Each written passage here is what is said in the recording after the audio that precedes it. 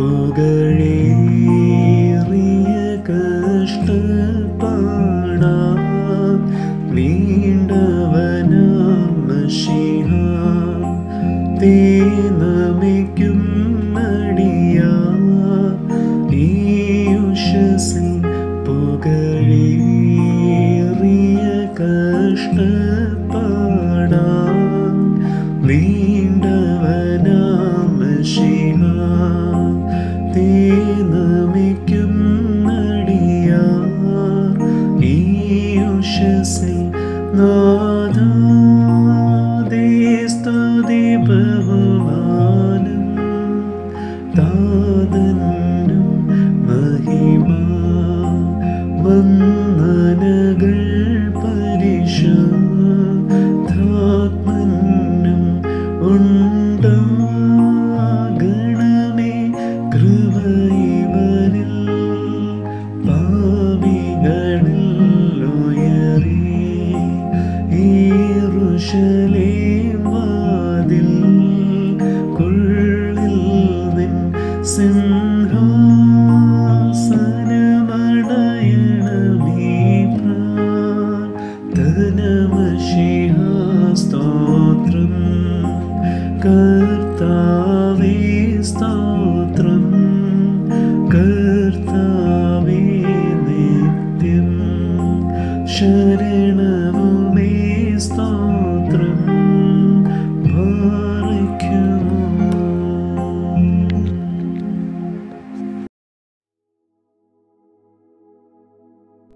ദൈവതിരുനാമത്തിന് മഹത്വമുണ്ടായിരിക്കട്ടെ.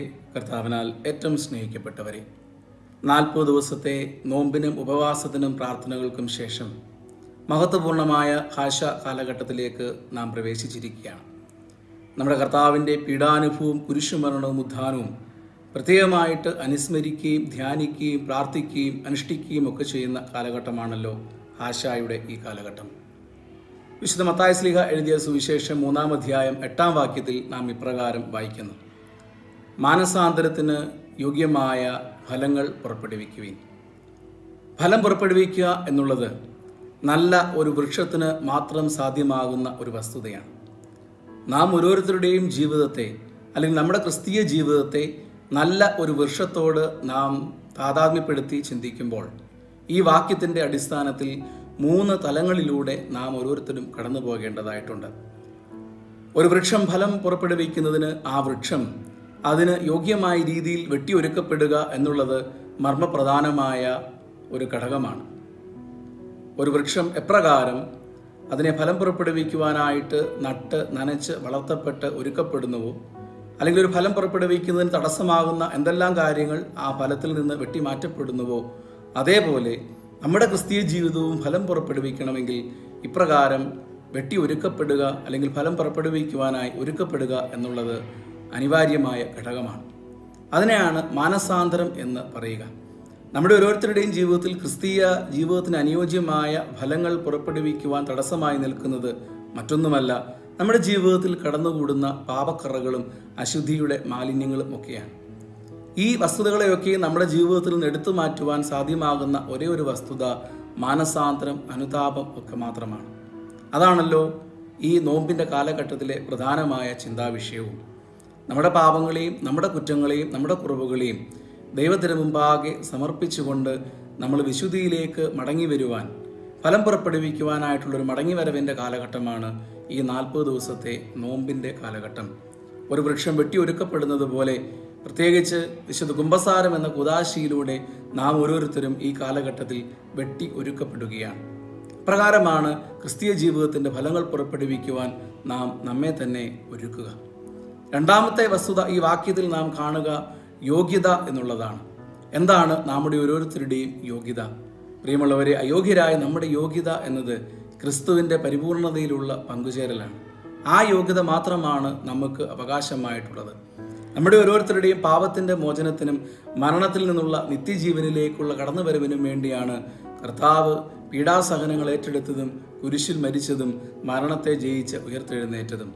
കർത്താവിൻ്റെ പീഡാനുഭവത്തിൻ്റെ കുരിശുമരണത്തിൻ്റെ യോഗ്യതയാണ് നാം ഓരോരുത്തരുടെയും യോഗ്യത.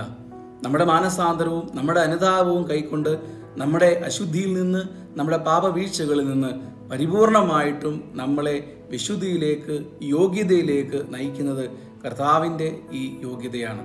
അവിടുത്തെ പീഡാനുഭവത്തിൽ നാം പങ്കുചേരുമ്പോൾ, അവിടുത്തെ കുരിശുമരണത്തിൽ നാം പങ്കുചേരുമ്പോൾ പൗലോസ് ശ്ലീഹ പറയുന്നത് പോലെ അവിടുത്തെ ഉത്ഥാനത്തിനും നമ്മൾ യോഗ്യരായിത്തീരുകയാണ്. അതാണ് പ്രിയമുള്ളവരെ, ക്രിസ്തീയ ജീവിതം നാം നയിക്കുമ്പോൾ നല്ലൊരു വൃക്ഷമായി തീരുവാൻ നമുക്കും ഉള്ള യോഗ്യത. മൂന്നാമതായിട്ട് ഫലം പുറപ്പെടുവിക്കുക എന്നുള്ളതാണ്. നോമ്പിൻ്റെ ഈ കാലഘട്ടത്തിന്, ആഴ്ചയുടെ ഈ കാലഘട്ടത്തിന് ശേഷം ഫലം പുറപ്പെടുവിക്കേണ്ട കാലഘട്ടമാണ് നാം ഓരോരുത്തരുടെയും ജീവിതം. എന്താണ് ഫലം? ക്രിസ്തീയ ജീവിതത്തിൻ്റെ വൃക്ഷത്തിൻ്റെ ഫലം എന്നത് നന്മ മാത്രമാണ്. സ്നേഹം, കരുണ, ക്ഷമ, കരുതൽ, കാരുണ്യം, ഇതൊക്കെയാണ് ക്രിസ്തീയ ജീവിതത്തിൻ്റെ ഫലങ്ങൾ. നമ്മൾ ഒരു നല്ല വൃക്ഷമായി, ഒരു ക്രിസ്തീയ ജീവിതത്തിൻ്റെ നല്ല ഉടമകളായി തീരുമ്പോൾ ഈ ഫലങ്ങൾ നമ്മളിൽ നിന്ന് പുറപ്പെടുവിക്കണം. നമ്മുടെ ഈ നോമ്പിൻ്റെ കാലഘട്ടവും ആഴ്ചയുടെ കാലഘട്ടവുമൊക്കെ അർത്ഥപൂർണമായി തീരുന്നത് നമ്മൾ ഈ ഫലങ്ങൾ പുറപ്പെടുവിക്കുമ്പോഴാണ്. ഈ കാലഘട്ടത്തിന് ശേഷം നമ്മുടെ ഓരോരുത്തരുടെയും ജീവിതത്തിൽ ഈ നന്മകൾ പൂവണിയുമ്പോഴാണ് നമ്മുടെ നോമ്പും ഉപവാസവും പ്രാർത്ഥനയും അക്ഷരാർത്ഥത്തിൽ ഫലദായകമായി തീരുക.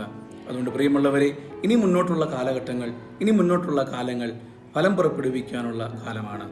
നമ്മെ ഒരു നല്ല വൃക്ഷമാക്കി ഒരുക്കിയ നമ്മുടെ യജമാനനായ ദൈവം നമ്മിൽ നിന്ന് ഫലം പുറപ്പെടുവിക്കുവാൻ, അല്ലെങ്കിൽ ഫലം ശേഖരിക്കുവാനായിട്ട് കടന്നു വരുമ്പോൾ നമ്മൾ ഫലം പുറപ്പെടുവിക്കാത്തവരായി നിന്നാൽ നാം ഓരോരുത്തരും വെട്ടി തീയിലെറിയപ്പെടും എന്നതിന് സംശയമില്ല.